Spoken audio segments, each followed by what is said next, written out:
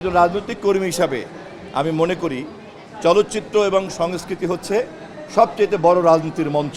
আমার জন্য এটা একটা বিরাট সৌভাগ্য যে ঢাকা সিটি কর্পোরেশন দক্ষিণের প্রশাসক জনাব আব্দুল সালাম সাহেব আমাকে এখানে প্রধান অতিথি হিসাবে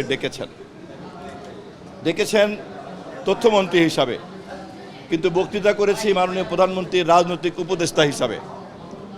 আমি একই সঙ্গে এটা একটা সৌভাগ্য যে মাননীয় প্রধানমন্ত্রী আমাকে যে আজকে রাজনৈতিক উপদেষ্টা হিসাবে নিয়োগ দিয়েছেন, সে কারণে আমি গভীর কৃতজ্ঞতা জানিয়ে রাখলাম এই সুযোগে। সরাসরি তথ্যের সঙ্গে সংশ্লিষ্ট না যদিও, কিন্তু তারপরেও একজন রাজনৈতিক কর্মী হিসাবে আমি মনে করি চলচ্চিত্র এবং সংস্কৃতি হচ্ছে সবচেয়ে বড় রাজনীতির মঞ্চ।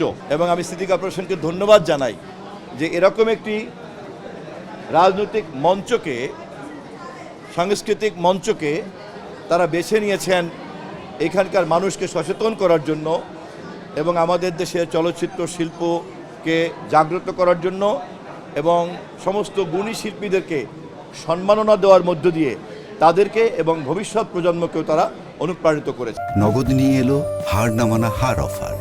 সর্বনিম্ন 10,000 টাকা রেমিটেন্স নগদে পাঠালে থাকছে স্বর্ণের হার জেতার সুযোগ।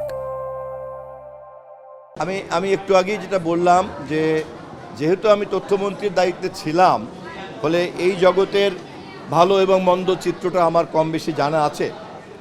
এবং এখন যেহেতু আমি মাননীয় প্রধানমন্ত্রীর রাজনৈতিক উপদেষ্টার দায়িত্ব পালন করব, ফলে এটা আমার দায়িত্বেরই অংশ, তাকে আমি এই চিত্র তুলে ধরব।